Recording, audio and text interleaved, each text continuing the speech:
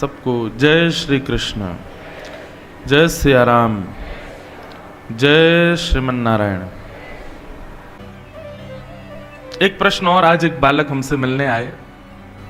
उन्होंने हमसे एक प्रश्न किया, हमने उनको वचन दिया हम कथा में उत्तर देंगे। प्रश्न ये था, महाराज जी बहुत सुंदर प्रश्न। एक बार ये प्रश्न मुझसे एक बालक ने और किया था, और उस बालक की आयु तो 7-8 वर्ष की थी। बद्रीनाथ में मेरी कथा चल रही थी, एक बालक मेरे से मिलने आया और उस बालक का पूरा गला यहां से लेकर के यहां तक उस पर निशान बना हुआ था। मैंने पूछा, लाला ये गले में क्या हुआ तुम्हारे? तो वो बता रहा था कि मैं अपने पिताजी के साथ स्कूटर पर बैठ के आगे जा रहा था और कोई लोग पतंग उड़ा रहे थे, तो जो मंजा होता है पतंग का, वो ऐसे छत के पास से दूसरी छत पर रोड के बीच में ऐसे पड़ा था, दिखा नहीं, चलते चले गए तो मंजा मेरा गला काट के चला गया पूरा। बहुत मुश्किल से वो बालक बचा, पर बहुत प्यारा बालक था। उसने प्रश्न किया, बोले महाराज जी एक बात बताइए, पूरे विश्व को भगवान ने बनाया? मैंने कहा जी। आपको भी भगवान ने बनाया, मुझको भी भगवान ने बनाया? मैंने कहा हाँ। सबको जब भगवान ने बनाया तो फिर ठाकुर जी हमको बना करके अपने से दूर क्यों कर देते हैं? पृथ्वी पर क्यों भेज देते हैं? अपने पास क्यों नहीं रखते? हम उनसे दूर क्यों रहते हैं? जब हम ठाकुर जी के अंश हैं, ठाकुर जी से ही हमारा निर्माण हुआ है, तो अपने अंश को दूर क्यों भेज देते हैं ठाकुर जी? बहुत अच्छी बात। अब इतना छोटा सा बालक था और उसकी स्थिति ऐसी थी कि मैं तो थोड़ी देर के लिए भावुक सा हो गया उसका प्रश्न सुन के, पर इसका उत्तर बहुत सहज है। कई बार प्रेमी अपने प्रेमियों की परीक्षाएं लेता है और परीक्षा लेने के लिए उसको अपने से दूर भेजता है, दूर करता है, या ऐसा कोई क्रम करेगा जिसकी वजह से प्रेमी का प्रेम पता चले कि वो वास्तव में मुझसे प्रेम करता है कि नहीं। ठीक वैसे ही बंधुओं, एक मां अपने पुत्र को पढ़ने के लिए विद्यालय भेजती है, सुबह तैयार करके भेज देती है। अब जब पहली बार बालक स्कूल पढ़ने के लिए जाता है, तब उसके मन में यह भाव आता है, मेरी मां मुझसे इतनी नफरत क्यों करती है? मुझे खुद से दूर क्यों भेज रही है? क्यों मुझसे अपने आप को अलग कर रही है? मैं तो अपनी बात बताऊं, औरों की तो नहीं पता, पर जब हाँ पहली बार हम स्कूल गए थे, मुझे याद है अभी तक। क्यों? क्योंकि जितने मोहल्ले रास्ते में पड़े थे, सब मोहल्ले के लोग बाहर खड़े हो गए थे मेरी आवाज सुन के। मैं इतना रो रहा था, और रो क्यों रहा था? मन में भाव आ रहा था कि मेरी मां मुझे अपने से दूर क्यों कर रही है। लेकिन धीरे धीरे विद्यालय जाने के बाद ये बात समझ आई कि मां ने खुद से दूर इसलिए किया ताकि मेरा निर्माण हो सके, ताकि मैं वहां जाकर के कुछ सीख करके एक अच्छा व्यक्तित्व अपने भविष्य में स्थापित कर सकूं। ठीक वैसे ही बंधुओं, ठाकुर जी हमारी मां है। वे हम सबको इस संसार रूपी विद्यालय में पढ़ने के लिए भेजते हैं। यहां पर भांति भांति के लोग मिलते हैं और हर व्यक्ति हमको कुछ ना कुछ सिखाता है। हर स्थिति, परिस्थिति, समय, हर जगह हम कुछ ना कुछ सीख रहे हैं। ठाकुर जी यहां पर हमारा एक अच्छा निर्माण करने के लिए भेजते हैं। ये विद्यालय बंधुओं, संसारिक विद्यालय, यहां सब सीख रहे हैं। और कई बालक विद्यालय आकर के नहीं पढ़ते तो उनको समझाया जाता है। इसीलिए कई लोग यहां संसार में आकर के पढ़ाई नहीं करते तो उनके लिए कथाएं होती हैं। उनको समझाया जाता है, बेटा ये संसार रूपी विद्यालय है, यहां अच्छे से पढ़ाई करो, अपने कर्म का निर्वहन करो, भजन मार्ग को अपनाओ, और जितनी भी परीक्षाएं जीवन में आ रही हैं सबको इस तरीके से पार करो, तो पुनः भगवत धाम को प्रस्थान करो। तो ठाकुर जी ने हमको खुद से दूर क्यों भेजा? हमारे आत्मनिर्माण के लिए। जैसे एक मां बालक को विद्यालय भेजती है, वैसे ठाकुर जी ने हमको विद्यालय भेजा। संसार एक विद्यालय है। 3 घंटे का पेपर है हमारा, बाल अवस्था, युवावस्था और वृद्धावस्था। ये 3 घंटे हैं। जैसे ये तीनों पूर्ण होंगे, यमराज आकर के हमारी जीवन रूपी पेपर शीट को छना लेंगे। चलो हो गया कंप्लीट, चलो जाओ यहां से। कई लोगों की युवावस्था में ही छीन लेते हैं, कई लोगों की मध्यस्थ अवस्था में छीनते हैं, और कई लोगों के तो टाइम ओवर हो जाता है, उसके बाद भी 8-9 साल तक नहीं छीनते। 108 110 साल के हो गए लोग। पर आजकल चीटिंग बहुत चल रही है, इसलिए 60-70 से ऊपर लोग जा ही नहीं पा रहे। 85 90 भी पहुंच जाए तो बहुत मानते हैं, बोले अब तो ये हो गया समय इनका। 70-80 पर तो कब पेपर छिन जाए कोई पता ही नहीं है। क्यों? चीटिंग बहुत चल रही है ना। चीटिंग करते हैं तो क्लास टीचर नाराज होकर पेपर छीन लेता है। ठीक वैसे ही आजकल बहुत कम आयु में लोग प्राण त्याग देते हैं। क्यों? चीटिंग बहुत चल रही है। छल कपट बाजी ईर्ष्या द्वेष अभिनिवेश अहंता ममता, ये सब कुछ हमारे भीतर जो चीटिंग के रूप में आ गए हैं, इससे नाराज होकर के यमराज जल्दी प्राण हरण कर लेते हैं। इसलिए भैया सीधा उत्तर है, ज्यादा कॉम्प्लिकेटेड मत बनाओ। ठाकुर जी हमारे माँ हैं, हमारे पिता हैं, हमारे बंधु हैं, हमारे सखा हैं, हमारे सर्वस्व हैं, पर उन्होंने हमको ही बना करके पृथ्वी पर केवल इसलिए भेजा ताकि कर्म और भजन दोनों की मात्राओं को हम देख करके समझ सकें, अपनी बुद्धि और भाव का एक सुंदर निर्माण कर सकें, और निर्माण करके अपने आप का एक सुंदर सृजन करके फिर हम पुष्प की भांति उनको स्वयं को अर्पित कर दें। इसलिए हम पृथ्वी पर आए, इसलिए ठाकुर जी ने हमको पृथ्वी पर भेजा। भगवान ने अपने बाम हस्त के इकन्नी उंगली के नख पर 7 कोस लंबे चौड़े गिरिराज पर्वत को धारण किया। मैं अपनी कथा में अभी हिसार में निवेदन कर रहा था, यहां भी निवेदित करूं। ठाकुर जी पर्यावरण मित्र हैं। आप संपूर्ण कृष्ण कथा को देख लीजिए, भगवान की रहनी सहनी में केवल माखन चोरी और उनकी नटखट लीलाओं पर ज्यादा फोकस मत करो, कभी कभी और चीजों को भी देखो। ठाकुर जी का स्वभाव स्वरूप देखो, वे प्रकृति से कितना प्रेम करते हैं। बांके बिहारी असली नाम नहीं है ठाकुर जी का, ठाकुर जी का असली नाम है कुंज बिहारी। क्या नाम है? कुंज बिहारी। कुंज किसको कहते हैं? जहां लता पत्र मिलकर के एक छांव बनाती हैं, उसको कुंज कहते हैं। और उस कुंज में जो विहार करे, उस कुंज में जो रहे सदा। ठाकुर जी रात्रि में घर में सोवे में भी ना जावे, नंद भवन में कभी कभी नींद ना आवे, कुंज में ठाकुर जी पढ़ते हैं। हमारे ब्रज के शयन के पदों को जब आप देखोगे तो शयन के पदों में अत्यंत भाव यही रहता है कि कुंज में दो पौड़त, कुंजन में दो पौड़त। कहां रहते हैं ठाकुर जी? कुंजों में रहते हैं। लता पत्र पुष्प गुल्म आदि वनस्पति और वृक्षावलियों के मध्य रहते हैं। वृक्ष पर चढ़ के वंशी बजा रहे हैं, वृक्षों से लिपट करके ठाकुर जी आराम कर रहे हैं, वृक्षों के नीचे बैठे हैं। वनमाली भेष धारण कर, सबसे प्रिय ठाकुर जी का श्रृंगार है वनमाली भेष। हीरे सोने चांदी आदि के श्रृंगार ठाकुर जी को प्रिय नहीं है। ठाकुर जी को सबसे प्रिय क्या? वनमाली भेष। भागवत में वनमाली भेष का वर्णन एक जगह किया गया है। ठाकुर जी अपने आप ही करते हैं अपना श्रृंगार। कैसे? वन में जाते हैं, वन में जाकर के कुछ पत्ते तोड़ करके बढ़िया सुंदर उनकी आकृति बना करके अपने कानों में लगा लेते हैं। कुछ पत्तों में बढ़िया बेल बांध करके अपने हाथों पर, जैसे कड़ूला पहनते वैसे सुंदर सुंदर बेलों को ऐसे यहां लपेट लेते हैं, बाजूबंद बना लेते हैं, कमर में लपेट लेते हैं, पांव में लपेट लेते हैं। सुंदर गले में माला मोंगरा की पहनते, गुलाब की पहनते, कमल की पहनते, तुलसी की पहनते, पत्रों की पहनते। सिर की पाग और मुकुट भी उतार करके सिर पर भी सुंदर सुंदर ठाकुर जी वन के पत्रों से ही अपने मुकुट बना करके उसका श्रृंगार करते हैं। और फिर ठाकुर जी गैयाओं को समीप बुलाने की टेर बजाते हैं। टेर सुनकर के गैयाएं दौड़ी चली आती हैं। ठाकुर जी के अंग प्रत्यंगों में लगी हुई घास फूस पत्रों को देख करके गैया बड़ी मचल जाती।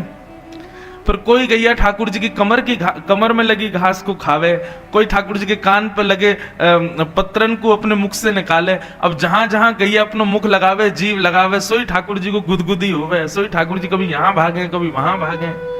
गैया पूछ उठा करके बछड़ा बछिया सब ठाकुर जी के कोई चरणन को चाट जाए, कोई कमर को चाट जाए, कोई घरे को चाट जाए। और ऐसे किलकिल करके ठाकुर जी हंसे, नेत्र बंद है जाए, आंसू आ जाए हंस हंस के ठाकुर जी के। ये वनमाली भेष। ठाकुर जी कितनी पर्यावरण संरक्षणता करते हैं, प्रकृति से कितना प्रेम करते हैं। मिट्टी खा गए, हम उस रज को कितना दूषित कर रहे हैं आज। यमुना के कालिया नाग में पता चल गया, कालिया नाग आ गया तुरंत भगा दिया। यमुना पवित्र रहनी चाहिए। वृक्षों की रक्षा के लिए कुंजों में रहे, पर्वतों की रक्षा के लिए गिरिराज जी को धारण कर लिया।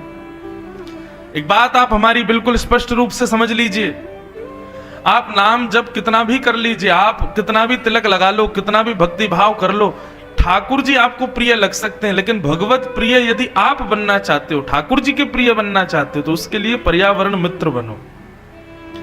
पर्यावरण से जितनी प्रीति करोगे ठाकुर जी को उतने प्रिय लगोगे। आज विचार करो, वृंदावन में लाखों लोग दर्शन करते हैं बिहारी जी का। यदि हर व्यक्ति ये विचार कर ले कि हम वृंदावन को वन बनाएं, कोई बात नहीं, बिहारी जी का इस बार दर्शन नहीं करेंगे, इस बार वृंदावन में जाके साफ सफाई करवाएंगे, वृंदावन में जाके बीज लगाएंगे, वृंदावन जाके पौधे लगाएंगे, सुंदर वृक्षों का संरक्षण करेंगे, यमुना शुद्ध हो इसके लिए सरकार से प्रार्थना करेंगे, वृंदावन पुनश्च वन बन जाए। तो कभी कभी लगता है कि बिहारी जी प्रत्यक्ष प्रकट ना हो जाए वृंदावन में। इसलिए भैया पर्यावरण के प्रति भी प्रीति रखो, ठाकुर जी को वो प्रिय है। भगवान ने गोवर्धन धारण किए और गोवर्धन धारण करने के पश्चात इंद्र को जब लगा कि मैंने अपराध किया, इंद्र की स्तुति सुनकर के भगवान ने उसको क्षमा किया। इंद्र ने क्या कहा स्तुति में? इंद्र ने आकर के भगवान से प्रार्थना की, भगवान मैं आपके रूप को समझ नहीं पाया, आप मेरे पिता हो, मेरे गुरु हो, आप चाहो तो मुझे दंड दीजिए नाथ। भगवान ने इंद्र को क्षमा कर दिया। ब्रह्मा जी प्रकट हो गए, बोले अपराध तो मैंने भी किया था और फिर स्तुति भी मैंने गाई थी, मेरे को तो क्षमा नहीं किया आपने, इंद्र को क्षमा क्यों किया? मैंने ग्वाल बालों का हरण किया और मैंने स्तुति गाई, आपने मुझे क्षमा नहीं किया। इंद्र ने 2-3 श्लोक बोले और आपने क्षमा कर दिया, क्यों? ये इंद्र के प्रति आपका पक्षपात क्यों है ठाकुर जी? भगवान बोले इंद्र की क्रिया और अपनी क्रिया दोनों को देखो। तुमने क्या किया? ग्वाल बालों को दूर किया, मतलब मेरे वैष्णव भक्तों को मुझसे दूर किया, अलग किया। पर इंद्र ने वर्षा की, हमने गिरिराज जी उठाए तो सब हमारे समीप आ गए, सब हमारे निकट आ गए। इसलिए इंद्र की गलती तो है, पर इंद्र की करनी पर सब समीप आए हैं, इसलिए मुझे इंद्र की गलती पर ज्यादा क्षोभ नहीं है। तुमने तो सबको अलग ही कर दिया हमसे, इसलिए हम तुमसे नाराज हो गए थे। इसलिए सदा याद रखना, वैष्णव भक्तों को, बंधुओं, कभी ठाकुर जी से दूर करने का कोई प्रयास मत करो। हम आपसे हाथ जोड़ के निवेदन करते हैं, सब लोग बहुत ध्यान से सुनना। कई घरों में क्या होता है कि माता पिता तो ठाकुर जी के अनन्य भक्त होते हैं, पर बच्चे पूरे दिन उनका मजाक उड़ाते रहते हैं। क्या करते हो, ये कोई तरीका थोड़ी होता, पूरे दिन इसी में लगे रहते हो, ये कोई है थोड़े। विश्वास मानिए, आप बहुत बड़ा अपराध कर रहे हो ये। पर कई घरों में ये भी देखा गया, बच्चे तो बड़े भक्त हैं लेकिन माता पिता पूरे दिन उनको तंग करते हैं, बोले कि ये सब में क्या धरा, अपना काम करो, धंधा करो, पढ़ाई करो और ये करो। सबसे निवेदन, माता पिताओं से भी और बच्चों से भी, जिस घर में वैष्णव भक्त हैं उस घर के लोग ध्यान दें। यदि आपके अंदर वैष्णवता नहीं है पर आपके सदस्य परिवार के किसी के अंदर वैष्णव धर्म है, तो कम से कम उसको जब वो भक्ति करे, जब वो भगवत स्मरण करे, उस समय आप वादक मत बनो, करने दो। उसका बहुत बड़ा अपराध लगेगा। नहीं तो ठाकुर जी सबसे ज्यादा नाराज ही होते हैं उससे जो ठाकुर जी के भक्तों को तंग करता है। मैं अपनी कथाओं में कहा करता हूं, आप भोजन में नमक ज्यादा डाल दो, मिर्च ज्यादा कर दो, रोटी जला के भोग लगा दो, ठाकुर जी नाराज नहीं होंगे, सब खा लेंगे, जैसा दे दोगे वैसे पालेंगे। लेकिन यदि आप किसी वैष्णव के भक्ति में बाधक बनोगे तो ठाकुर जी बहुत नाराज हो जाएंगे।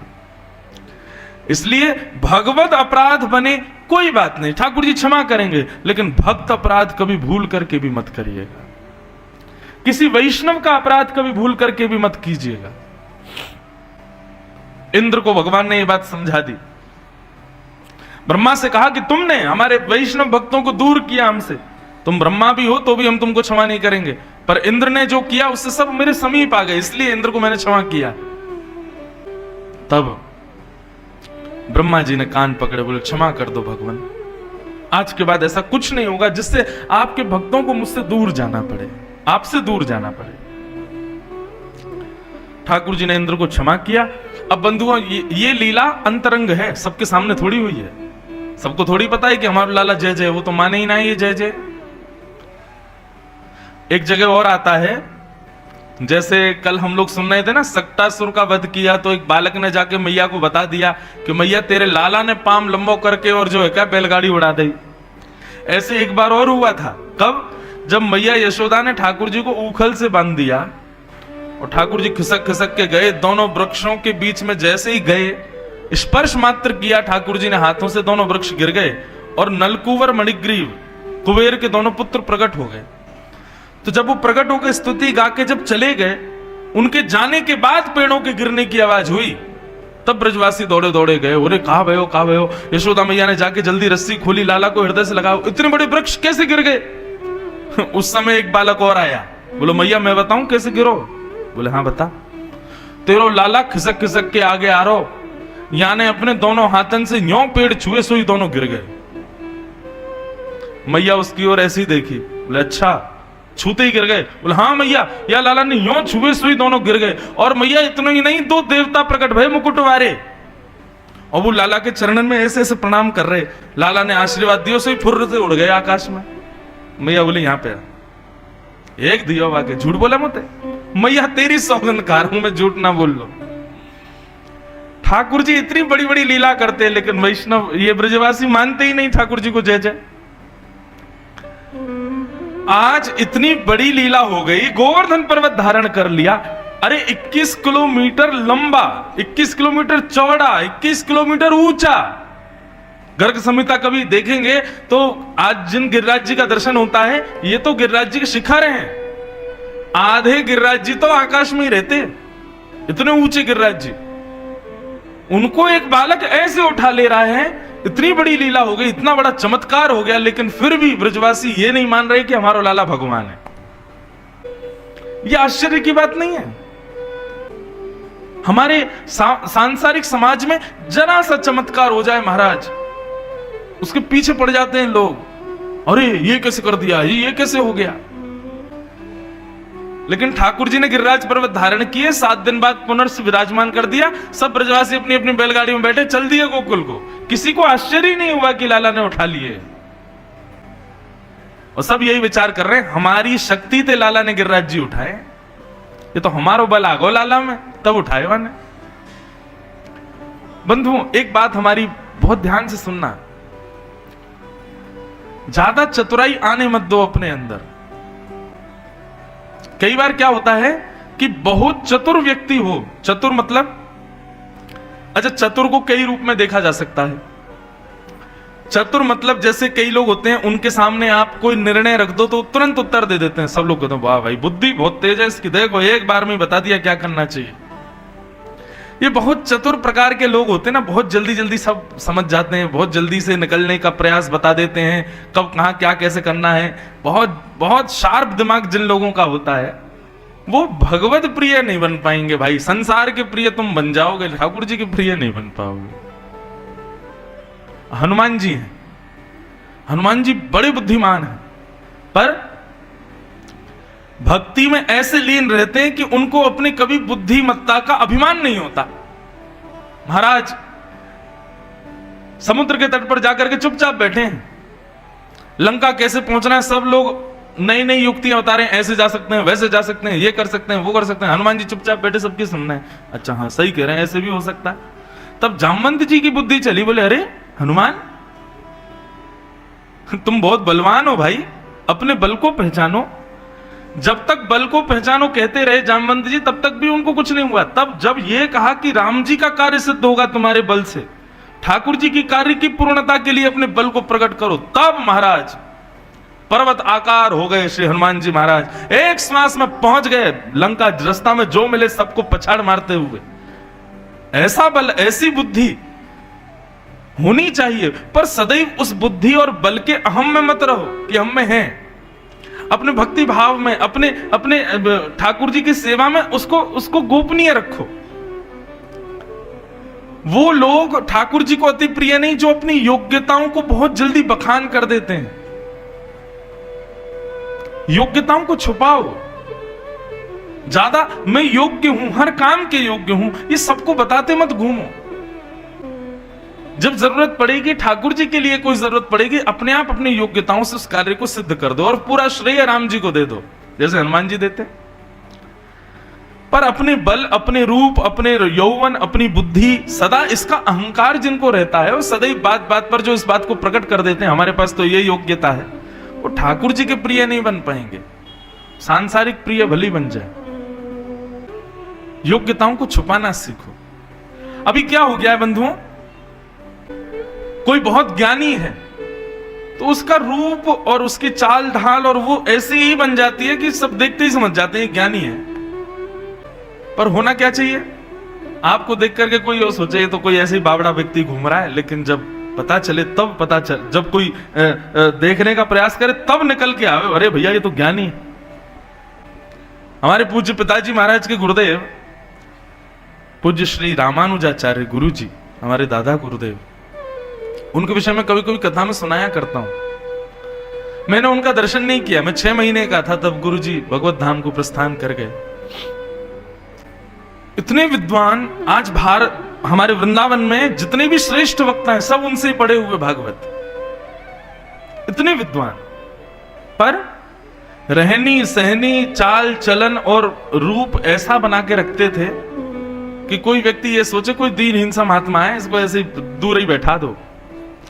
पूज्य मलुकपीठ वाले महाराज जी उनके विषय में बताते हैं, बोले एक बार सुदामा कुटीर में बहुत बड़ा एक आयोजन हुआ, धर्म सभा हुई। उस धर्म सभा का अध्यक्ष बनाया गया रामानुज गुरु जी को। बोले बड़े बड़े संत आए भारत के और सब प्रतीक्षा कर रहे थे, बोले कि अध्यक्ष आ रहे होंगे, पूज्य ठाकुर जी के गुरु जी श्री रामानुज गुरु जी आ रहे होंगे। और इतनी भीड़ लगी थी महाराज की, जब गुरु जी पहुंचे तो बाहर तक लोग बैठे थे। तो गुरु जी बेचारे इतने संकोची, भीतर कैसे जाएं, तो जहां चप्पल उतर रही थी वहीं बैठ गए। मंच से बार बार घोषणा हो रही है, अध्यक्ष पूज्य श्री रामानुजाचार्य गुरु जी जैसे ही पधार जाएं, आप सब लोगों से निवेदन है मार्ग दे दीजिएगा उनको मंच पे आने के लिए। गुरु जी पीछे बैठ के सब सुन रहे थे। अब एक के बाद एक वहां वक्तव्य होना प्रारंभ हुआ। इतने में ही कोई जानकार पहुंच गया। अच्छा, हमारे गुरु जी ने एक बार कहा भी किसी को वहां पे, भैया हमको थोड़ी जगह दे दो, हम मंच पे चले जाओ। बोले चुपचाप बैठे रहो यहीं पे, मंच पे क्या करोगे जाके, कितने बड़े बड़े संत बैठे, तुम क्या करोगे वहां बैठ के, यहीं बैठ जाओ। जी भैया, वहीं बैठ गए।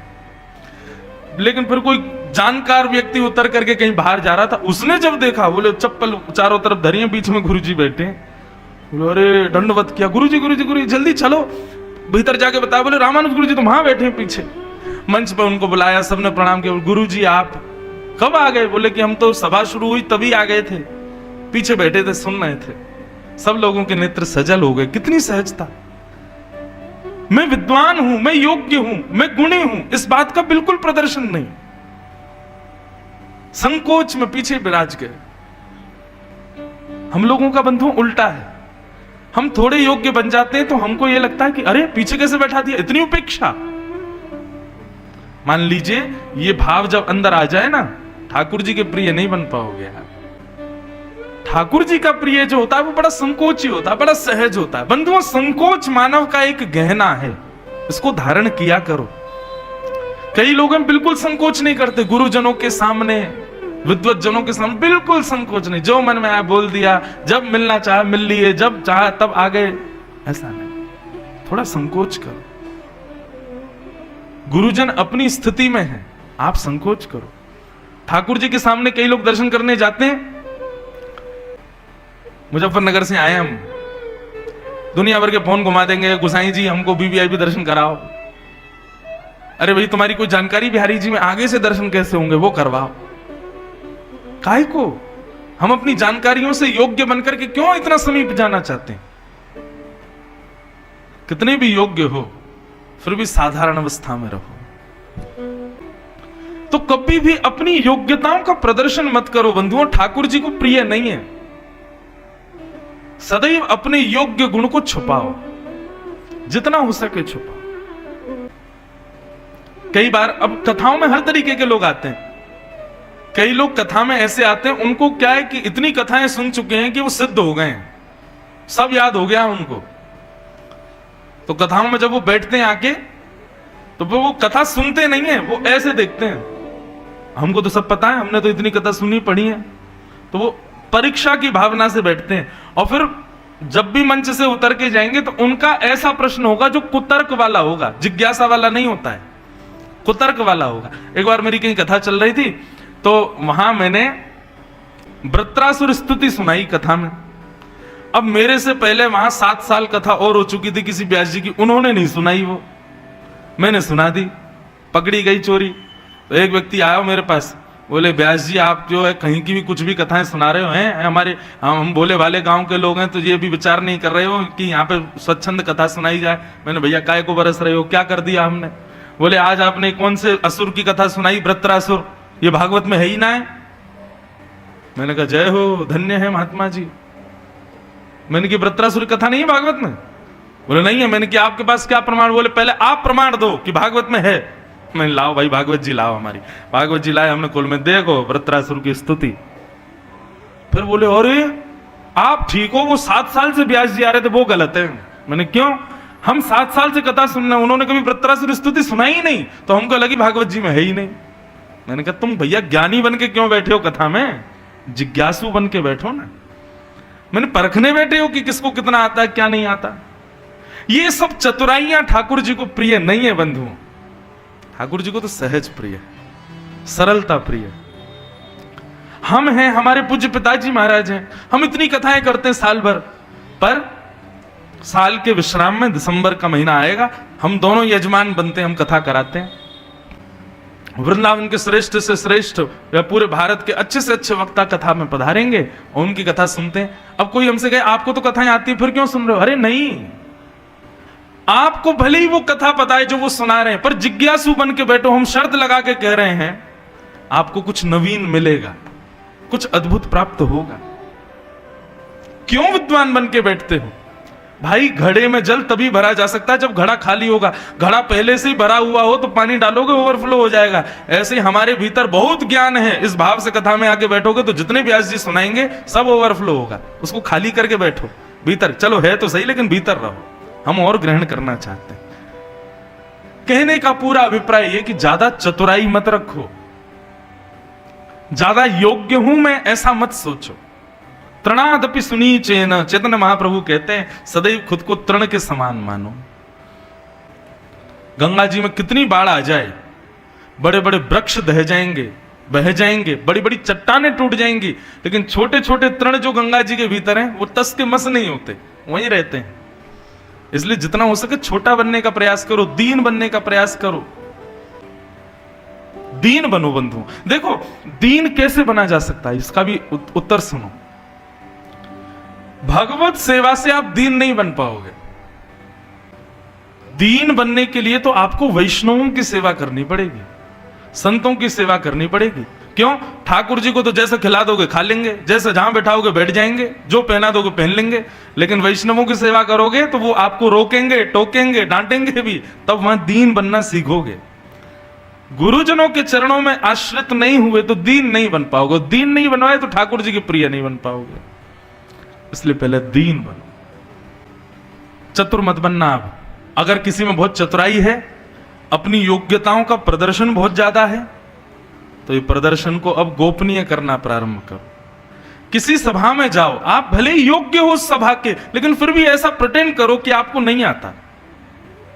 जब समय लगेगा, जब ठाकुर जी कृपा करेंगे, तब आपका योग्य गुण अपने आप प्रकट हो जाएगा। परंतु प्रयास करो कि उस स्थान पर आप जितना हो सके तृण के समान दीन बन करके रहो।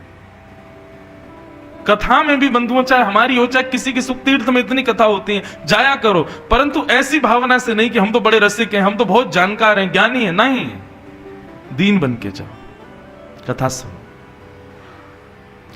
ज्यादा योग्य मत समझो अपने आप को। बहुत सुंदर प्रसंग आता है, मुझे इतना प्रिय लगता है।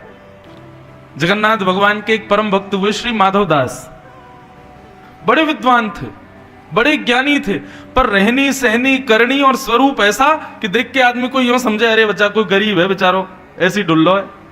लेकिन बड़े विद्वान थे। काशी का एक विद्वान, उसका एक ही काम था, जगह जगह जाना और वहां के विद्वानों को चुनौती देना कि आओ मुझसे शास्त्रार्थ करो। एक बार उसको काशी के किसी विद्वान ने कहा, सुनो तुम सबसे शास्त्रार्थ करते रहते हो, तुम में हिम्मत है तो जगन्नाथपुरी के माधव दास को हरा के दिखाओ। बोले हरा दिया तो? बोले तुम मान जाऊंगा मैं तुमको कि तुम विद्वान हो, तुम जाओ पुरी में जाके माधव दास से शास्त्रार्थ करो, उसको हरा दो। और सुनो, एक भोजपत्र में उनसे लिखवा के लाना कि वो तुमसे हार गए और नीचे उनका हस्ताक्षर हो माधवदास, तब मैं मानूंगा कि तुमने उनको हरा दिया। काशी का विद्वान पहुंच गया जगन्नाथपुरी, पूछते पूछते कहां है माधवदास, पहुंच गए उनके कक्ष में। माधवदास जी ने जैसे ही देखा कोई परम विद्वान आया है, तुरंत दंडवत प्रणाम किया, बोले आज मेरे भाग्य खुल गए, आप पधारे। विद्वान ने कहा देखो भैया, हम तुमसे शास्त्रार्थ करने आए हैं, तुमको हराने आए हैं।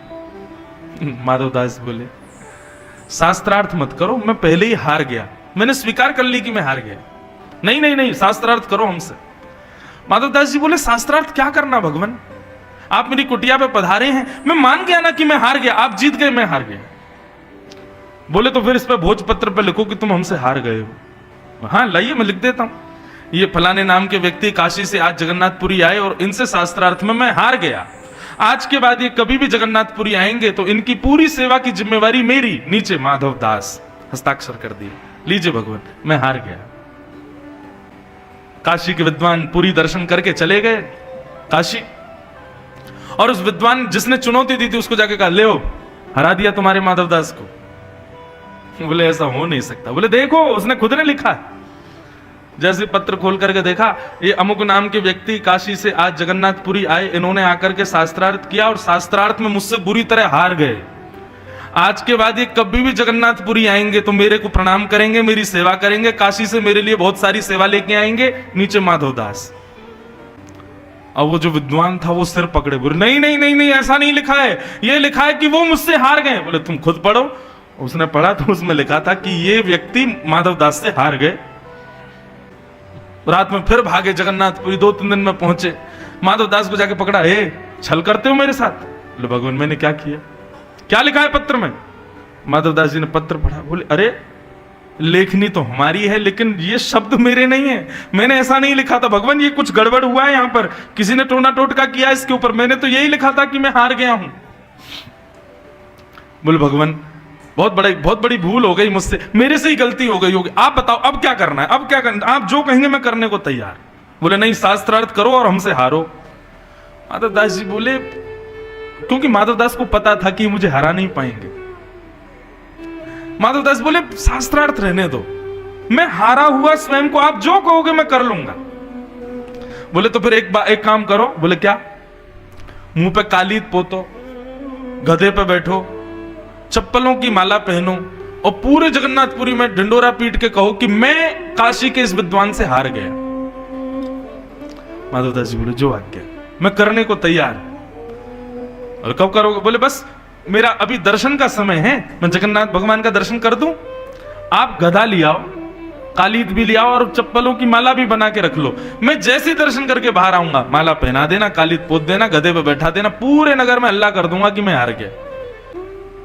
माधवदास जी चले गए मंदिर में, और वो जो काशी के विद्वान थे वो चले गए गधा आदि लेने। वो गधा लेके चप्पलों की माला कालीद एक कटोरा में भर के ले आए। इंतजार कर रहे हैं माधवदास आए तो उसको पोत के बैठाऊं। अब यह माधवदास तो जगन्नाथ जी का दर्शन कर रहे थे। जगन्नाथ जी आज थोड़े क्रोधित बैठे थे। एक रूप से तो जगन्नाथ जी वहीं थे, दूसरे रूप से जगन्नाथ जी ने माधवदास जी का रूप धारण किया और माधवदास जी का रूप धारण करके जगन्नाथ जी बाहर आ गए। बाहर आकर के उस विद्वान से बोले कहिए। बोले बैठो गधे पे। बोले सुनो इसको रहने दो, पहले तुम शास्त्रार्थी कर लो मुझसे, आओ हरा दो हमको, बैठ जाएंगे। वो तुम तो कह रहे थे कि बिना शास्त्रार्थ के हारा। अब ठीक है मेरा मति बदल गई, दर्शन करने गया ना तो अब मेरे को आया कि नहीं पहले शास्त्रार्थ कर लेना चाहिए, करो शास्त्रार्थ। अब महाराज जैसे शास्त्रार्थ प्रारंभ हुआ, भगवान से कौन जीते, ऐसा हराया कि महाराज भीड़ इकट्ठी हो गई वहां पर, सब ताली बजाने लगे, माधवदास जी की जय जयकार करने लगे। काशी का ब्राह्मण कहने लगा, बोले भगवान क्षमा कर दो। नहीं क्षमा नहीं, बैठो गधे पे बैठो। विद्वान को बैठा दिया गधे पे, मुंह पे पोत दी काली, चप्पलों की माला गले में पहना दी। बोले पूरे नगर में हल्ला करके आओ कि मैं माधवदास से हार गया। बोले जो आ गया, पूरे नगर में घूमे, मैं माधवदास से हार गया, मैं माधवदास से हार गया। जनता तो उनको घेर के चलने लगी। माधवदास जी वहां से अंतर ध्यान, ठाकुर जी थे। अब थोड़ी देर में असली माधवदास जी निकल करके आए मंदिर से। और तो आए, कहां है विद्वान देवता, कहां है गधा में बैठ जाऊं उस पे, काली पोत दो, माला पहना दो, मैं घूम, कहां है? देखी तो वो विद्वान खुद ही बैठे घूम रहे हैं, काली पोत के चप्पल पहन के, मैं हार गया माधवदास से, मैं हार गया माधवदास जी बोले, ये क्या हुआ? माधवदास जी दौड़ करके गए, रुदन करने लगे, आंसू पहुंचे, बोले भगवान उतरो जल्दी, ये क्या कर रहे हो आप? अपनी धोती से उनका मुख पोंछने लगे, भगवान ये आपने क्या किया? थोड़ी देर प्रतीक्षा करते, मैं आ तो गया था। विद्वान बोले, तेरे पांव पड़ू भैया, तू मुझसे दूर ही रहे, तेने मुझे बहुत बुरी तरह हराया है, तू कोई अद्भुत व्यक्ति है, तू साधारण व्यक्ति नहीं है। बोले, मैंने हराया? कब? बोले, शास्त्रार्थ में हरा दिया, ये इतनी पब्लिक घूम रही है और तैने ही मुझको हरा करके इस गधे पे बैठा दिया। भैया मैं तेरे सामने कुछ नहीं हूं, तू मुझे क्षमा कर। माधवदास जी बोले, कुछ तो अलग हुआ है। श्री मंदिर की ओर देखा, महाप्रभु जगन्नाथ जी खड़े हुए दिखाई दिए। माधवदास जी दौड़ करके गए, भगवान ये आपने क्यों किया? एक विद्वान ब्राह्मण की इस प्रकार अवहेलना? बोले, अच्छा और जो तुम्हारी अवहेलना होती वो? बोले, तो मुझे अवहेलना से कोई कष्ट नहीं है ना भगवान, कोई मेरे को अपमान कर दे, मेरी अवहेलना कर दे, मुझे उससे कोई पीड़ा नहीं, पर उस व्यक्ति ने तो जीवन भर केवल मान ही कमाया और आपने उसकी अवहेलना करवा दी। ठाकुर जी कहते हैं, न मे भक्त्या प्रणश्यति, मैं अपने भक्त का पतन नहीं होने देता।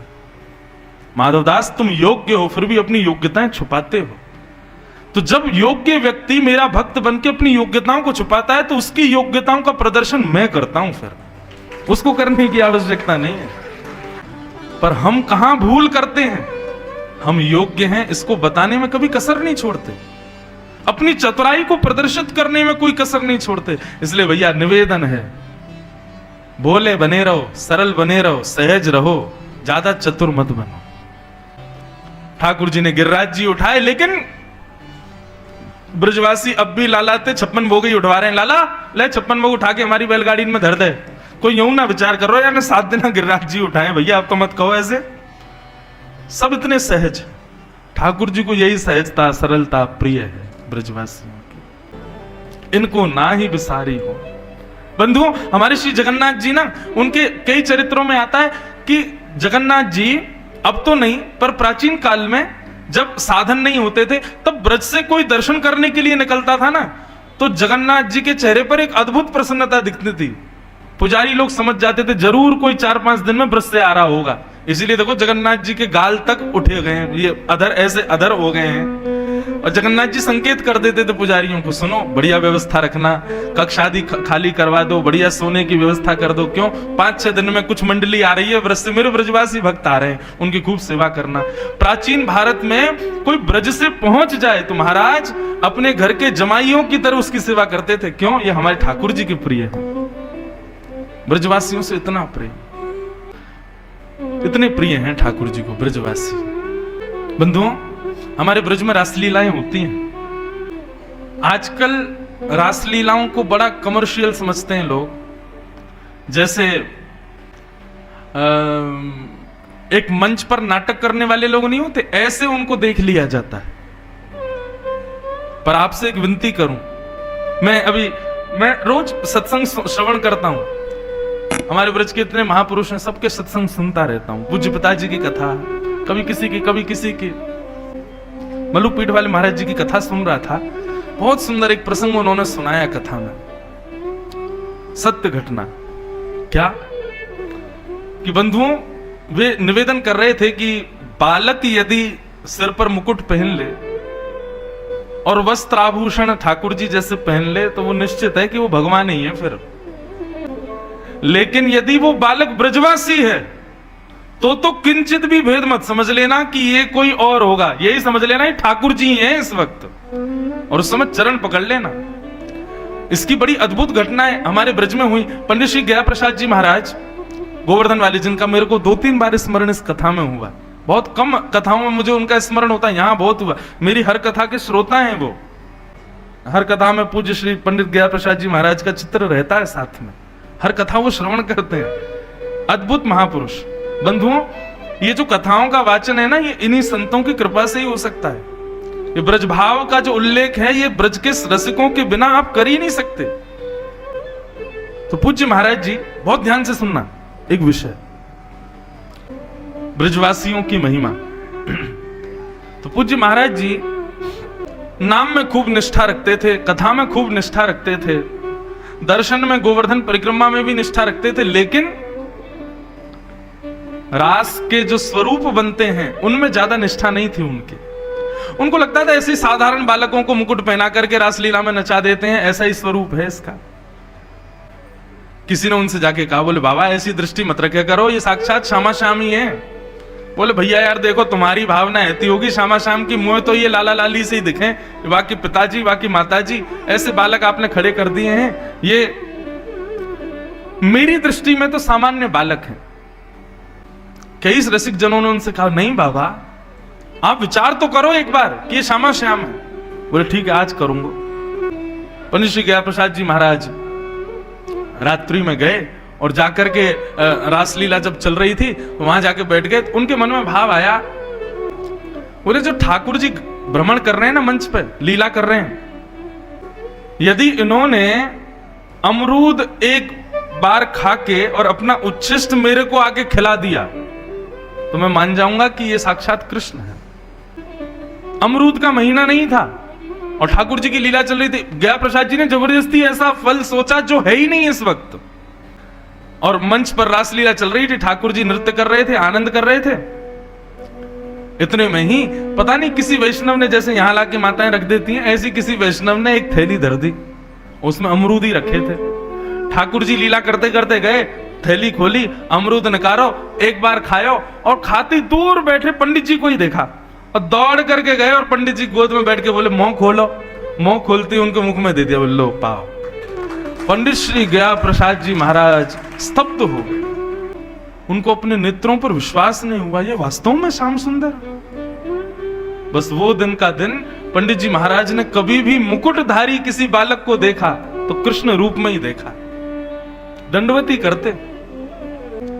एक बार पर्दा लगा हुआ था मंच का और पीछे ठाकुर जी जो स्वरूप बनते थे, स्वरूप सरकार, उनको स्वरूप सरकार बोलते हैं, स्वरूप सरकार लेटे हुए थे। अच्छा एक और बात बताऊं, आजकल वृंदावन में बहुत सारे स्वरूप रोडों पे घूमते हैं भैया। वो तो देखो, इतना विवेक तो होना चाहिए हमको कि कौन वास्तविक स्वरूप में है और कौन केवल धन कमाने के स्वरूप में है। कई सारे लोग बड़े विचित्र तरीके से आजकल घूमते हैं, शादियों में जाएंगे, वहां पे होली नृत्य करके दिखाएंगे वृंदावन की तरह, आदि आदि। किसी की निंदा नहीं है, स्वरूप तो स्वरूप ही है, परंतु भैया थोड़ी गरिमा रखो, महिमा रखो स्वरूप की। तो एक बार पर्दा लगा था और पीछे स्वरूप सरकार लेटे हुए थे और पंडित श्री गया प्रसाद जी महाराज उनके चरण दबा रहे थे। तो स्वरूप सरकार ने अपने पांव के अंगूठा और उंगली से पंडित जी की ऐसी नाक दबा रहे थे, लेटे लेटे ऐसे नाक दबा रहे थे। तो जो स्वामी जी मंचन करते, उन स्वामी जी ने जब देखा तो उनको बड़ा विचित्र लगा, तो वो गए और जाकर के ठाकुर जी को उन्होंने निवेदन किया, ठाकुर जी ने बाबा की नाक ऐसे मत दबाओ, पैर हटाए लो। तो ठाकुर जी ने पैर पीछे कर लिया।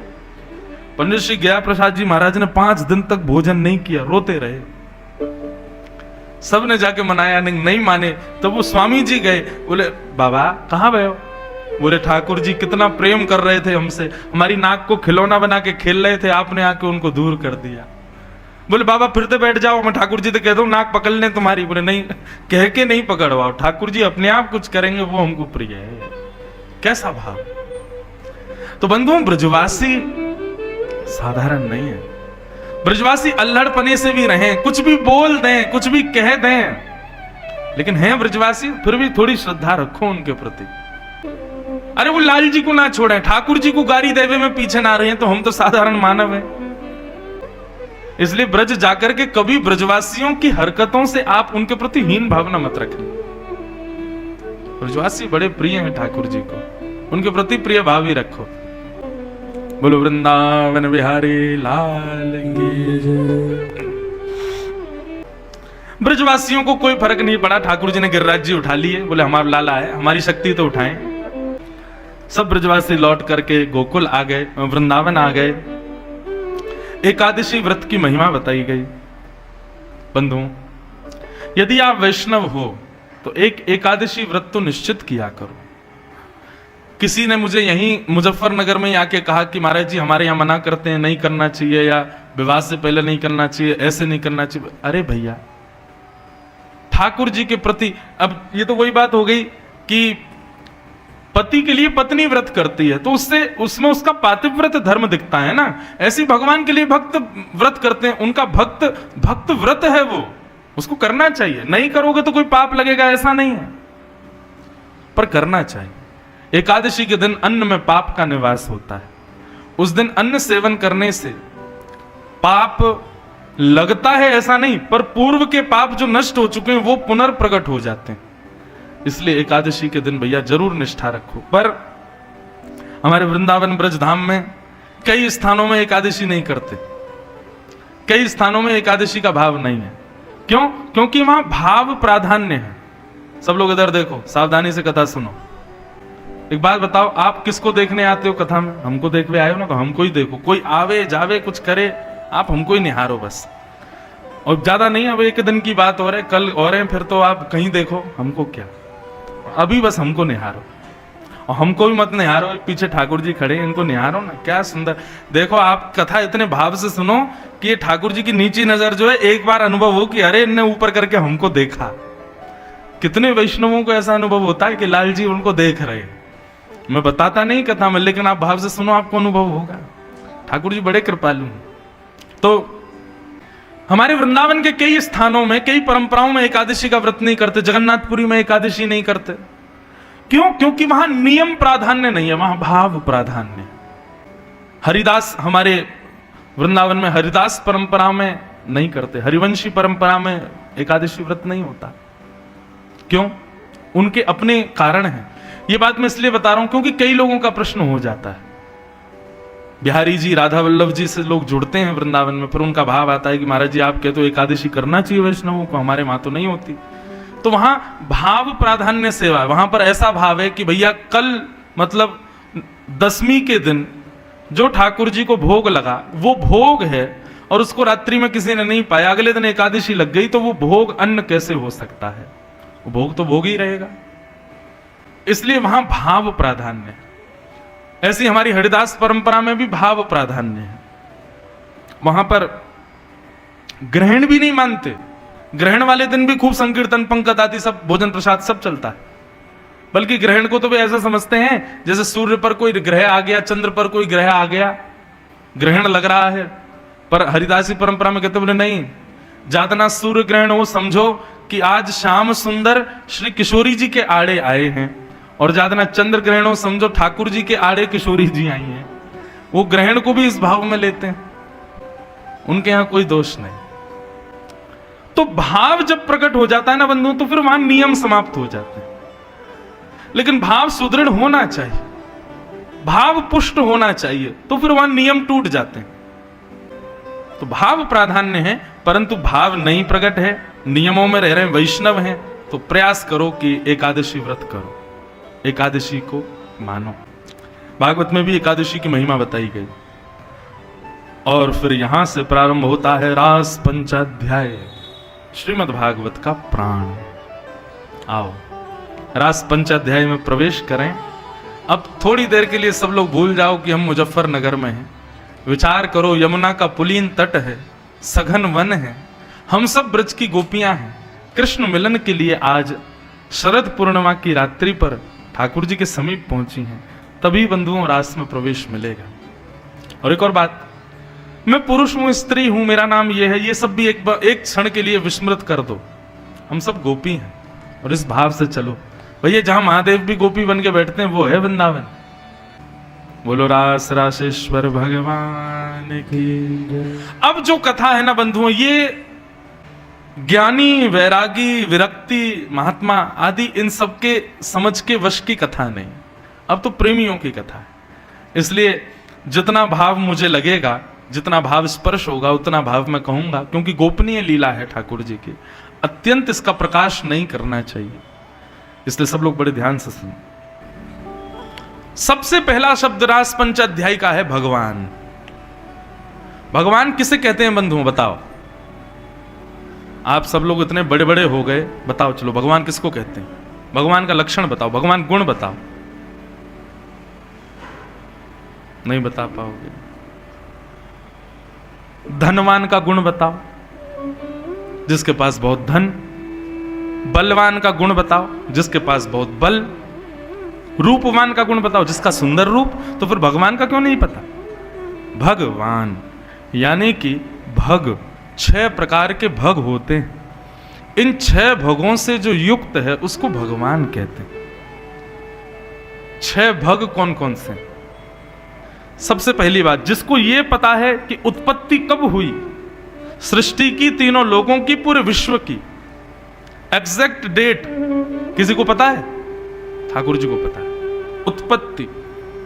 और दूसरा प्रलयम चैव, जिनको यह भी पता है कि पूरा विश्व कब नाश हो जाएगा, या फिर ऐसा कहें उत्पत्ति और प्रलय जिसके अधीन है, वो जब चाहें तब उत्पत्ति कर सकते हैं, जब चाहें तब प्रलय कर सकते हैं। कुछ साल पहले हम स्कूल पढ़ते थे, तब अनाउंसमेंट हुई 2012 में पूरी पृथ्वी खत्म होने वाली है, और एक तो पिक्चर भी आ गई थी 2012, उसमें पूरी पृथ्वी का विनाश बता दिया। अब क्या चल रही है 2023, अभी तक तो हुआ नहीं। कोई भी एग्जैक्ट बता नहीं सकता कि किस समय कब प्रलय होगा। आजकल सैटेलाइट्स के माध्यम से भूकंप का आकलन किया जा सकता है, सुनामी का आकलन किया जा सकता है, वेदर का पता किया जा सकता है। कोविड का पता कर पाया था कोई? नहीं कर पाया, आज तक नहीं कर पाए कि उसका कारण क्या था। इसका मतलब क्या है? जिसको सब पता है, उत्पत्ति प्रलय कैसे होगा, ये 2 बातें जिसको पता है, 2 भग। और 2 भग कौन से? भूतानाम अगति गति, हम लोगों की किस कार्य में गति होगी और किस कार्य को करने से हमारी अगति होगी, यह भी जिसको मालूम है। ठाकुर जी को सब पता है। हमको कई बार लगता है अरे ऐसा ऐसा हो गया सब बढ़िया हो जाएगा, लेकिन वैसा वैसा होते ही पता चलता है अरे भगवान ऐसा होना ही नहीं चाहिए था, ये तो बहुत बर्बाद हो गया, सब गलत हो गया। ठाकुर जी को सब पता है कि हमारी गति कहां है और हमारी अगति कहां है। तो जिसको उत्पत्ति और प्रलय के बारे में पता है, हमारी गति और अगति के बारे में पता है। और 2 बातें और बताई, वेत्ति विद्याम अविद्याम च, जो विवेकी है, जिसको पता है कि क्या श्रेष्ठ है क्या अश्रेष्ठ है, विद्या और अविद्या का जिसको सब पता है। जैसे पूतना यदि अभी यहीं आ जाए तो हम लोग भी उसके रूप को देख करके समझेंगे कोई सुंदरी है आई है, पर ठाकुर जी उसके रूप को देखते ही पहचान गए, बोले कि असुंदरी है, ये रूप केवल बना करके आई है। ठाकुर जी सब जानते हैं कौन किस भाव से जा रहा है। शंकर जी पर पिलपिला अमरूद चढ़ाने वाले को भी शंकर जी पहचान जाते हैं, बच्चा बेटे अमरूद तो चढ़ा रहा है लेकिन मांग क्या रहा है खतरा। कभी कभी मुझे लगता है कि भगवान मंदिरों में निर्वाक क्यों खड़े रहते हैं, क्योंकि भगवान को पता है सब खतरे हैं जितने सामने बैठे हैं, इनके सामने बोलना ही नहीं है, मौन में ही हमारा भला है। विद्याम अविद्याम च, जो सबको जानते हैं, सबके भाव समझते हैं। सवाच्यो भगवान थी। भस्मासुर की कथा सुनी है, जिसके सिर पे हाथ दर्द जल के भस्म हो जाए, शंकर जी से वरदान मांग लिया, शंकर जी ने वरदान दे दिया, शंकर जी के पीछे भागा। शंकर जी दौड़ने लगे, अरे मेरे पीछे क्यों भाग रहा, मैंने वरदान दिया। बोले तो आपको ही नष्ट करके पार्वती जी से ब्याह करूंगा मैं। शंकर जी बोले जय हो। आगे भगवान नारायण मिल गए। नारायण भगवान ने शंकर जी से कहा तुम भागो, मैं रोकता हूं इसको। भस्मासुर को भगवान ने रोका, इधर आ भाई, कहां भाग रहा है। बोले शंकर जी को जलाऊंगा। बोले क्यों जलाएगा। बोले कि इन्होंने मुझे वरदान दिया भस्म कर। अच्छा, भस्म करने का वरदान। बोले हाँ, जिसके सिर पे हाथ दर्द भस्म हो जाए। बोले हाँ, ये मुझे भी दिया था इन्होंने। कुछ नहीं है, सब झूठ बोलते हैं। ऐसा किसी के सिर पे हाथ रखने से कोई भस्म हो जाता है? और तुझे नहीं विश्वास होता अपने सिर पे हाथ धर के देख ले। बोले मैं भस्म हो गया तो। बोले देख भाई, अग्नि जलती है उससे पहले ताप उत्पन्न होगा, गर्मी आएगी उसमें से, तो तू हाथ धीरे धीरे पास करके देख, जरा भी गर्मी लगे तो हाथ हटा लियो। हाथ रख लिया। बोले नीचे कर। गर्मी लगी? बोले नहीं। और नीचे कर ले। लगी गर्मी? बोले नहीं। बोले मैं कह रहा हूं है ही नहीं कोई वरदान। अगर भस्म होना होता तो इसमें से ग्रीष्म कुछ तो आता। और नीचे कर ले। सुन तू धर ही ले अब। बोले मैं जल गया। अरे गर्मी लग रही है तुझे? बोले नहीं। वो धर ले। जैसे ही धरा सोई जल के भस्म हो गया। महादेव पधारे। बोले जय हो भगवान, बचा लिया आपने। नारायण भगवान बोले संसार के लोगों से बच के रहो महादेव, बहुत खतरनाक है। ये पिलपिला अमरूद भी चढ़ाएं तो यूं समझ लेना इसके पीछे 10 लाख मांगरा होगा। तो वित्तिम विद्याम अविद्याम च, ठाकुर जी को सब पता है कौन किस भाव से आया है। अति भक्ति चोरे लक्षण हमारे वृंदावन में कहते हैं, ज्यादा दुल्लर तिल्लर होता हो, ज्यादा ही भक्ति दिखा रहा हो, महाराज चरणन में लिमट निपट जा रहा हो, समझो इसके अंदर चोर है। अति भक्ति चोरे लक्षण वित्ति विद्याम विद्याम च, जो सब जानते हैं कौन कितनी भक्ति में है, कौन कितने भाव में है। सवाच्यो भगवान इति, ये 6 लक्षणों से युक्त जो हैं उनको भगवान कहते हैं। तो यहां पर रासपंचाध्यायी के पहला शब्द क्या है? भगवान पिता रात्रि। हे परीक्षित सावधान, अब जो मैं तुमको रासपंचाध्यायी सुना रहा हूं, गोवर्धन लीला में भगवान शब्द नहीं आया, कालिया नाग मर्दन लीला में भगवान शब्द नहीं आया, ठाकुर जी उखल से बंधे नलकुवर मणिग्रीव को उद्धार किया तब भगवान शब्द नहीं आया। रासपंचाध्यायी के प्रारंभ में भगवान शब्द आया। परीक्षित, अब जो मैं तुम्हें कथा सुनाने जा रहा हूं इस पर तुमको संशय हो सकता है, इसलिए मैं पहले ही संकेत कर रहा हूं, ये लीला भगवान कर रहे हैं, जो सब जानते हैं, उनको सब पता है। तो इसका मतलब गोपियां उनके पास आई हैं, तो तुम इसको ये कदापि मत समझ लेना कि ये काम लीला है। भगवान है, सब जानते हैं, उनको सब पता है कौन किस भाव से आया। इसलिए भगवान तारात्रि, तारात्रि मतलब अनेक रात्रियों को भगवान ने अवस्थित कर लिया। कितनी रात्रि? तो कहते हैं ब्रह्मा जी की 6 महीना की रात्रि। ब्रह्मा जी का एक दिन कितना बड़ा होता है? सतयुग त्रेता द्वापर कलयुग, सतयुग त्रेता द्वापर कलयुग जब 71 बार बीतते हैं, 71 टाइम्स, तब ब्रह्मा का एक दिन होता है। हमारे कितने जन्म हो जाते हैं ब्रह्मा के एक दिन में? असंख्य।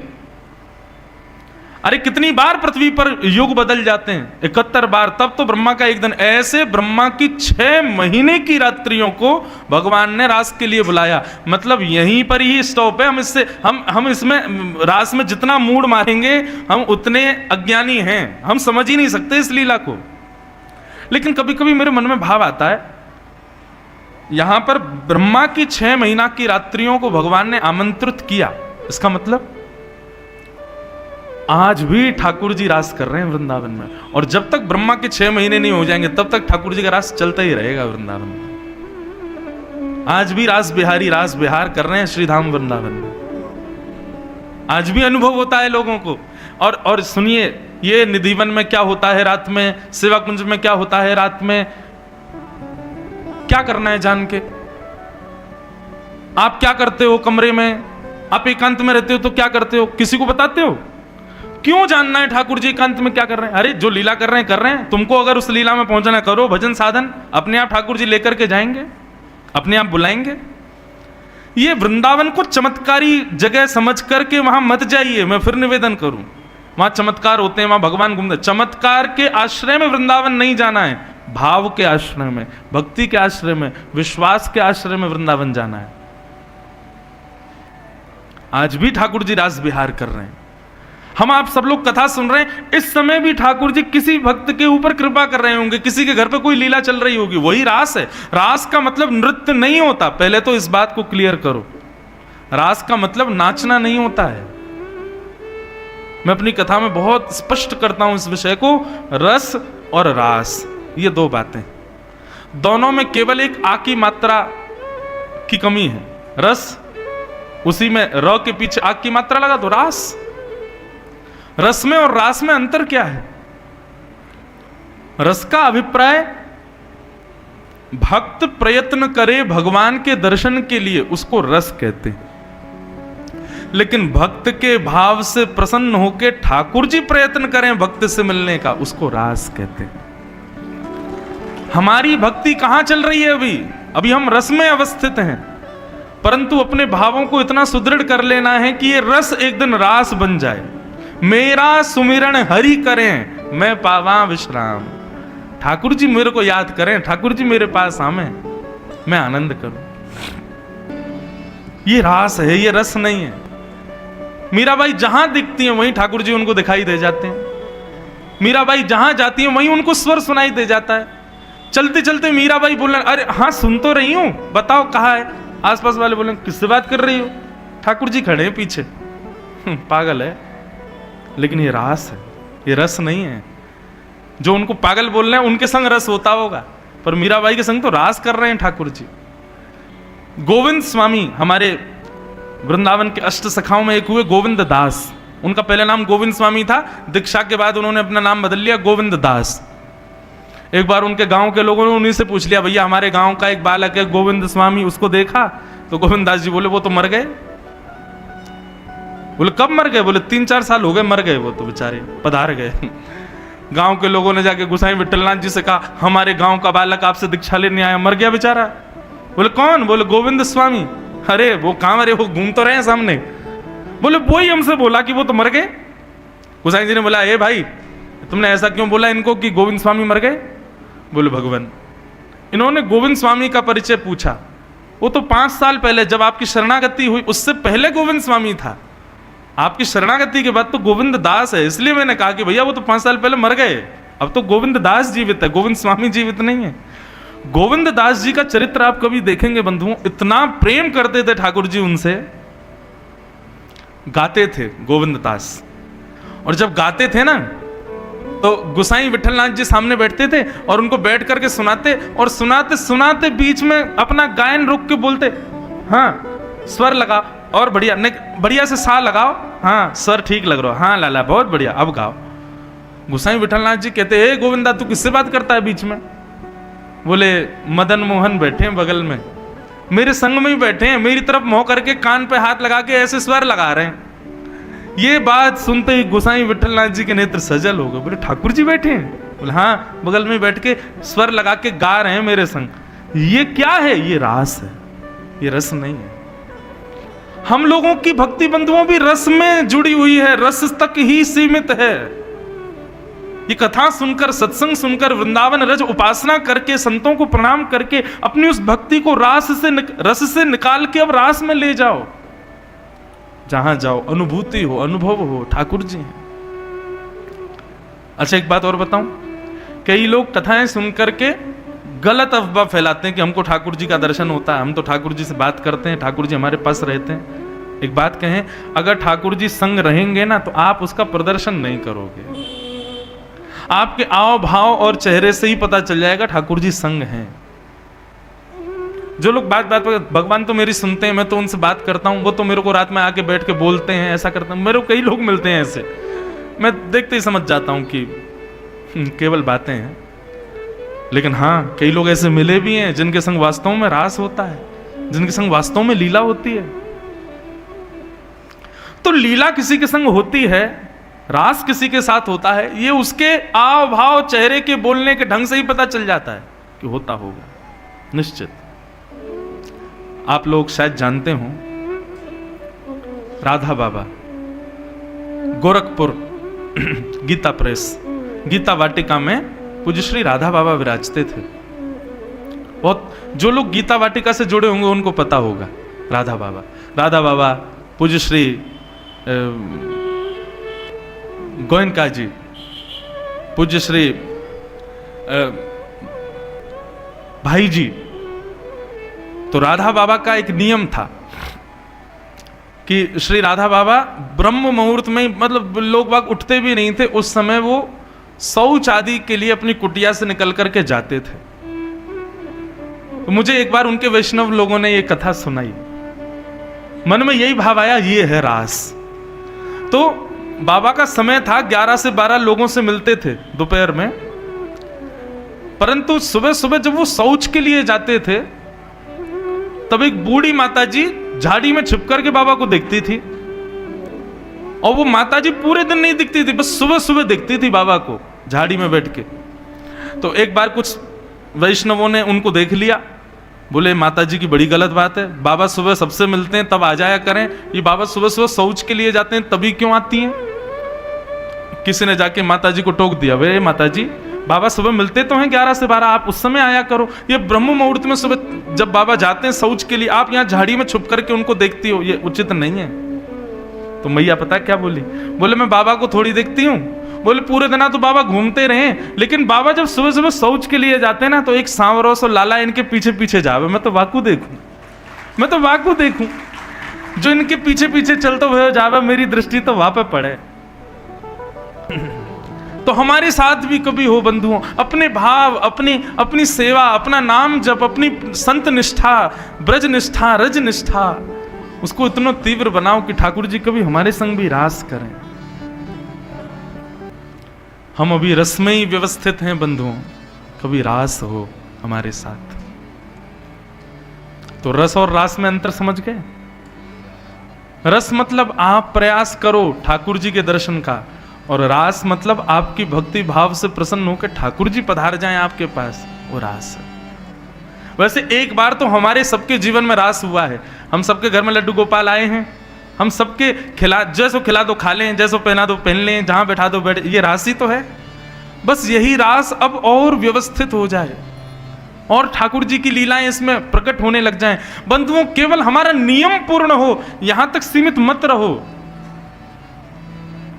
इस नियम से आगे रास है, वो रास प्रकट हो ठाकुर जी के साथ। पहले भैया मेरी बात सुन लो, ये कथा वथा आप लोग, ये इन सब भावों को मैं कहने में कभी कभी बहुत डरता हूं। किसी ने अगर इनका पालन कर लिया तो निश्चित उसका संसार छूट जाएगा। तो ये पहले ही हम आपको टर्म्स एंड कंडीशंस बता दे रहे हैं, क्योंकि कई बार कई कथाओं में माता पिता मेरे पीछे पड़ जाते हैं, बोले आप ऐसी कथा सुनाते हो, हमारे बच्चे घर परिवार छोड़ छाड़ के पूरे दिन भजन में लगे रहते हैं, उनको किसी से कोई मतलब नहीं, ऐसी कथा क्यों सुनाते हो? आप सीधी सीधी सुखदेव परीक्षित वाली कथाएं सुनाओ ना, ये भाव वाली कथाएं क्यों सुनाते हो? मैंने भैया इसलिए हम पहले ही बता दें, ठाकुर जी जीवन में आए ऐसी भावना यदि आप रखते हो तो फिर ये जितना संसार है ना सब छूट जाएगा, धीरे धीरे सब छूटेगा। तो इसलिए पहले ही तैयारी रखना। अब हमसे मत कहना अगर छूटे, आपने छुड़वाया, काय को छुड़वाया? ठाकुर जी आएंगे तो सब छूटेंगे। प्रेम गली अति सांकरी, तामे दो न समाए। ठाकुर जी पहले ही झांक के देख लेते हैं, संसार भरो पड़ो भैया या के मन में, मैं ना जाऊंगा, बिच जाऊंगा, भीतर गए हो तो पहले या को निकाल फिर आऊंगा मैं, और ये भी चाहिए तो फिर मैं ना आ सकूं तेरे पास, या तो याकू धर या को मुकू धर। इसलिए भैया सांसारी लोगों को ये गलत लगता है, अरे बताओ उसका घर परिवार छुड़वा दिया। कथा सुनो कभी सूरदास की, कभी सुनो हरिराम व्यास की, कभी सुनो मीराबाई की, करमेती बाई की, कौन घर में रहा? सबका छूट गया। और एक और बात बताऊं, उसको नहीं छोड़ना पड़ेगा, घर परिवार खुद छोड़ देगा उसको, ये हमारे लायक ही नहीं बचा अभी, ये छोड़ो इसको। तो इसलिए परिवार छूट जाएगा, संसार छूट जाएगा, विषय वासना कामना सब नष्ट हो जाएंगे। इसलिए सावधान, अपनी जिम्मेवारी पे आगे बढ़ना भक्ति के पथ पे। तो रास भगवान ने पहले ही संकेत कर दिया था गोपियों को कि हम शरद पूर्णिमा की रात्रि पर आपको मिलेंगे। आज शरद पूर्णिमा का चंद्रमा जैसे ही आकाश में अवस्थित हुआ, अपने अपने गृह कार्यों में लगी हुई गोपियां व्याकुल हो गई। कर तो रही हैं काम शरीर से, लेकिन ध्यान उस पूर्णिमा के चंद्रमा की ओर है कि ये तो घड़ी आई आज प्रियतम से मिलने की। सब गोपियां अपने अपने कार्यों में लगी हैं। मैं पुनः आपको सावधान कर दूं बंधुओं, ये सांसारिक स्त्री पुरुष का मिलन मत सुनिए, समझिएगा इस मिलन को। ठाकुर जी 7.5 वर्ष के हैं और गोपियां यहां कितनी कितनी बड़ी हैं, यशोदा की उम्र की भी गोपियां हैं जो ठाकुर जी से मिलने के लिए जा रही हैं। ये काम लीला नहीं है, ये भक्त और भगवान की मिलन की लीला है, रास लीला है। गोपियां सब अपने अपने कार्यों में लगी हैं। इतने में ही ठाकुर जी ने अधर पर वंशी रख के एक टेर बजाई। टेर सुनते ही सब गोपियों को स्वर नहीं सुनाई दिया, ऐसा लगा मानो श्री कृष्ण हमको पुकार रहे हैं। सब गोपियां दौड़ी कृष्ण से मिलने के लिए। भगवान ने पहले तो उनका स्वागत किया। अच्छा एक बात बताएं, जब गोपियां भगवान से मिलने के लिए गईं तो परीक्षित जी जब कथा सुन रहे थे तो परीक्षित जी के हृदय में एक प्रश्न आ गया और उन्होंने सुखदेव जी से कहा, ये जो गोपियां आप बता रहे हो दौड़ी कृष्ण से मिलने के लिए, ये भगवान को प्रियतम मान करके दौड़ रही हैं, भगवान को भगवान मान करके नहीं दौड़ रही हैं। इन गोपियों की अवस्था और इनकी स्थिति आप जो सुना रहे हैं उसको देख करके ऐसा लगता है कि ये भगवान को प्रियतम मानती हैं, अपना पति के समान उनको मानती हैं, अपने प्रिय के समान उनको दिख रही हैं। भगवान, क्या इससे गोपियों को अपराध नहीं लगेगा? तो कहते हैं 7 दिन में पहली बार सुखदेव जी को गुस्सा आ गया। परीक्षित, मैंने पहले ही सावधान किया था, यह भगवान की लीला है, उनको सब पता है। तुम आज गोपियों पर संशय कर रहे हो कि ये उनको प्रेमी मान करके उनके प्रेम का अधिकारी अपने आप को प्रियसी मान रही हैं, ठाकुर जी को प्रियतम मान करके दौड़ रही हैं। कंस भगवान को गाली दे रहा है, उसमें तुमको दिक्कत नहीं है, उसको भगवत प्राप्ति हो जाए उसमें कोई दिक्कत नहीं। रावण भगवान से बैर करके उनको प्राप्त कर ले, उसमें तुमको कोई संशय नहीं। पूतना भगवान को विष दे के मारने आई, उसमें तुमको कोई संशय नहीं। लेकिन ये गोपियां एक प्रियतम के समान कृष्ण से प्रेम कर रही हैं, तो इसमें तुमको संशय हो रहा है। और अंत में सुखदेव जी बोले, ये गोपियां ठाकुर जी से प्रेम करती हैं, इस बात को भूल जाओ। किमुताधोक्षज प्रिया, ठाकुर जी इनसे प्रेम करते हैं।